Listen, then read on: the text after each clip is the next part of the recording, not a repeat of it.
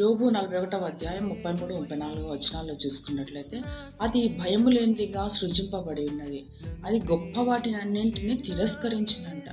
నిజంగా మనము చూసినట్లయితే అది గొప్ప వాటిని అన్నింటినీ తిరస్కరించినంట. భూమి మీద భయం లేనిదిగా అది సృష్టింపబడి ఉన్నది. మరి మన విషయంలో కూడా దేవుడు మనకు పిరికి ఆత్మని ఇవ్వలేదు కదా. అపవాదిని ఎదిరించడి వాడు మీ యొద్ద నుండి పారిపోవును అని దేవుడు సెలవిచ్చినాడు. మరి మనకైతే అయితే అది గొప్పవాటినన్నిటిని తిరస్కరించినంట.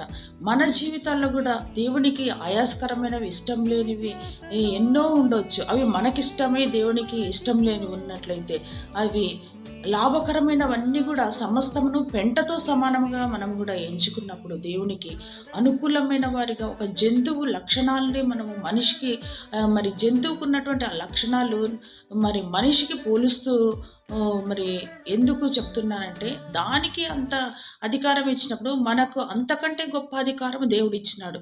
హల్లెలూయా.